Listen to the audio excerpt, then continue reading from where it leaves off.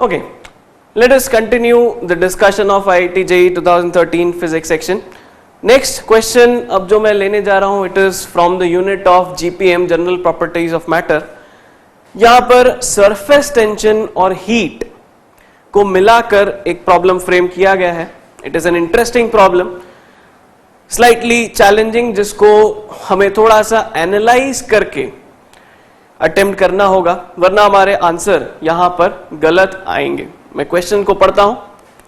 Assume that a drop of liquid evaporates by decrease in its surface energy so that its temperature remains unchanged. What should be the minimum radius of the drop for this to be possible? The surface tension is T, density of liquid is rho, and L is its latent heat of vaporization. Now, यहाँ पर हमें एक बात का जो ध्यान रखना है, evaporation is never an instantaneous process. कभी भी ऐसा नहीं होता है कि किसी कंटेनर में पानी रखा है, हम उसे बॉईल कर रहे हैं और एकदम से पूरा बॉईल हो गया और पूरा की पूरा वेपराइज हो गया. ऐसा कभी नहीं होता है. It is a gradual process. एक एक करके जो मॉलिक्यूल्स हैं वो एनर्जी एक्सेप्ट करते हैं और फिर वेपराइज होते जाते हैं.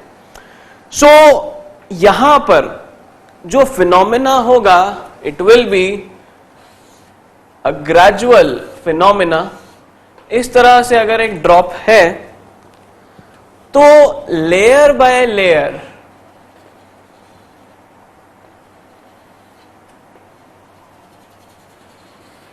लेयर बाय लेयर इस तरह से डिक्रीमेंट होते हुए वो वेपराइज हो जाएगा.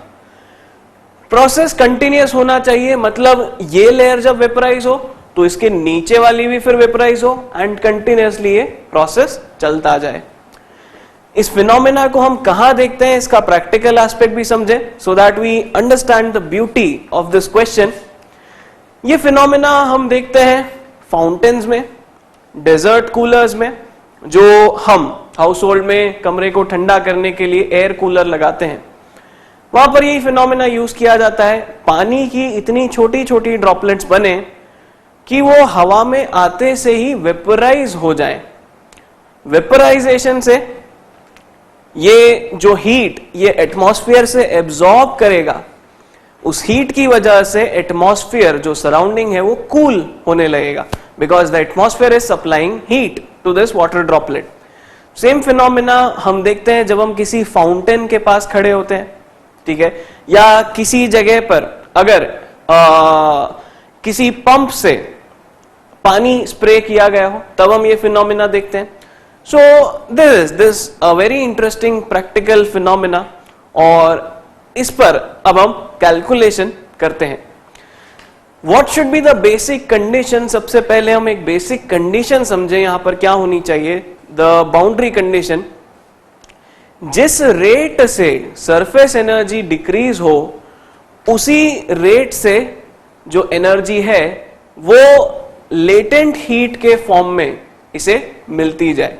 ठीक है, रेडियस के साथ, रेडियस के रिस्पेक्ट में जैसे जैसे सरफेस एनर्जी चेंज होती जाए, उसी रेट से यहां पर हमें लेटेंट हीट प्रोवाइड करनी पड़े. इनिशियली हम इतने ही पोर्शन को लेटेंट हीट प्रोवाइड करेंगे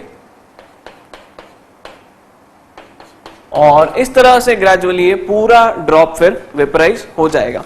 now what is the formula for surface energy? It is given by surface tension into surface area, that is 4 pi r square. Latent heat के लिए हम formula जो लिखेंगे Q equal to the mass m into latent heat L. Mass को हम यहां लिखेंगे density into volume के टर्म्स में, rho into 4/3 pi r cube into L. अब जो मैं कंडीशन बोल रहा हूं, जो कंडीशन हमें यहां पर दी जा रही है, that is the rate at which this energy changes should be equal to the rate at which this energy is needed. ठीक है, तो हम यहां पर इक्वेशन लिख लें du by d r must be equal to dq by dr। ठीक है, रेडियस ग्रेजुअली डिक्रीज कर रहा है, जिस रेट से सरफेस एनर्जी डिक्रीज हो रही हो उसी रेट से हमें इस हीट की, लेटेंट हीट की रिक्वायरमेंट हो। हम फॉर्मूला में वैल्यूज डालें और यहां पर हमें मिलेगा d by d r of 4 pi r square into t. यहां पर हमें मिलेगा d by d r of rho into 4 by 3 pi r cube L. Simple सा डिफरेंशिएशन है, हम डिफरेंशिएट करें हमें मिलेगा 4 pi into 2r into t equals 4 by 3 pi rho into 3r square into L. ठीक है, थोड़ा हम सिंप्लीफाई कर रहे हैं, कर लें इसे। 8 पाई आर टी इक्वल्स 4 पाई रो एल आर स्क्वायर।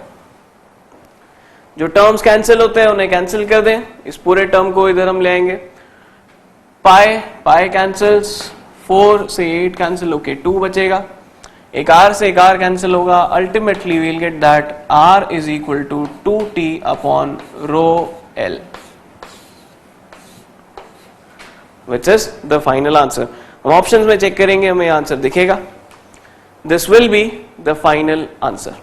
ठीक है, इस सॉल्यूशन में एक एस्पेक्ट मैं और ऐड करना चाहूंगा, जो मिस्टेक काफी स्टूडेंट्स ने की है। इस पूरे प्रोसेस को अगर हम इंस्टेंटेनियस मान के सॉल्व कर देंगे तो गड़बड़ी हो जाएगी, हमारा आंसर गलत आएगा। मैं क्या कह रहा हूं उसे फॉर्मूला के टर्म्स में लिखता हूं। अगर हम ये कॉन्सेप्ट यूज करें कि सरफेस एनर्जी का जो पूरा चेंज है, जो पूरी surface energy, initial surface energy है, वो पूरी initial surface energy latent heat में कन्वर्ट हो जाए। अगर हमने इस तरह की इक्वेशन लिख दी, the initial surface energy is equal to 4 by 3 pi r cube into rho mass into surface latent heat per unit मास।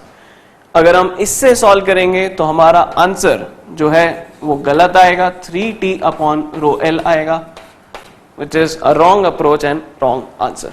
ठीक है, रेट जो है उसे हमें इक्वेट करना है and this will be the final answer, 2t upon rho L.